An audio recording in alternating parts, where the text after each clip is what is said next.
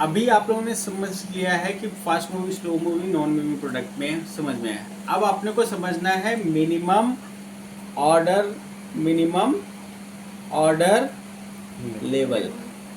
अब अपने को ये मिनिमम ऑर्डर लेवल क्यों समझना है? मिनिमम ऑर्डर लेवल, जैसे हमने यहाँ पे 10 रखा है वेयर हाउस में, 10 रखा है स्टॉक में, 10 इसमें भी रखा है मतलब रनिंग में, ठीक है। ये 10 खत्म होता है तो ये 10 यहाँ उठा के रख देना है, ये यहाँ जाएगा, ये वाला यहाँ जाएगा। हमने 10 का इसका ऑर्डर दे दिया। लेकिन 10 ही क्यों रखा है? हो सकता है 15 भी रख सकते थे, 20 भी रख सकते हैं, ऐसा भी कुछ रख सकते थे, ठीक वेयर हाउस में, है ना। तो ये अपने को समझना है मिनिमम ऑर्डर लेवल से। मिनिमम ऑर्डर लेवल का क्या मतलब होता है कि इतना क्वांटिटी रखे ताकि जैसे अगर हमने ऑर्डर दिया तो हो सकता है 1 हफ्ते में आए, 2 हफ्ते में आए, या फिर 1 महीना लगता है उसका ऑर्डर आने में, ठीक है। इसीलिए हमको जो ऑर्डर लेवल रखना है, क्योंकि आज आपने अगर ऑर्डर दिया है, ऑर्डर दिया आज, ठीक है, 23 तारीख को, तो आएगा अपने को ऑर्डर बन के या फिर उधर पूछ के आएगा 30 तारीख को, तो 7 दिन लग जाते हैं। तो 7 दिन तक ये चलेगा क्या? नहीं चलेगा। हो सकता है 3 दिन में खत्म हो जाए।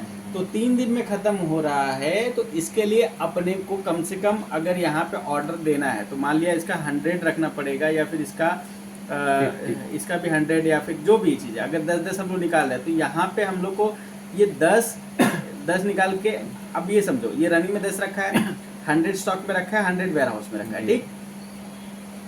इसमें से 10-10 निकालते जाएंगे तो ये पहले बचेगा 90, फिर 80, फिर 70, 50, ऐसे बचेगा ना।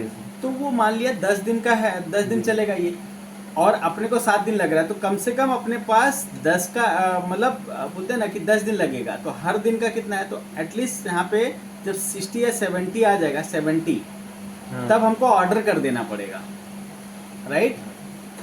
70 आने के, क्योंकि 7 दिन लगते हैं, ठीक है।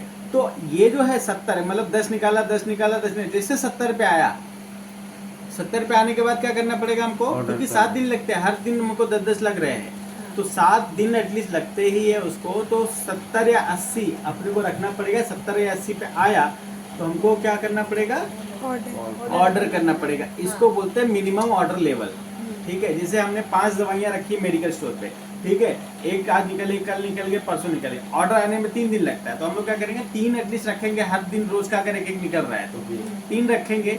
3 पे जैसे और आता है ऑर्डर 5 या 7 का आता है, तो 3 हमारा मिनिमम ऑर्डर लेवल रहेगा, प्लस 5 का ऑर्डर मिनिमम बनाते हैं, तो ये 8 हो जाएगा। ये स्टॉक में कितना हो जाएगा, 8, ठीक है। 3, अब ये 8 तो हमारे पास ये है क्या, रनिंग में है। जैसे ही ये 1 निकाला, 2 निकाला, बिक गया, 4 निकाला, ऐसे गया, तो ये 3 पे जैसे आ गया तो हमको क्या करना पड़ेगा, ऑर्डर। तो अपने को पता होना चाहिए कि ऑर्डर कब करना है, ठीक है। तो ये मिनिमम ऑर्डर जब भी आएगा या फिर 0 होने के बाद हम करेंगे तो क्या होगा, पेशेंट रिटर्न चले जाएगा।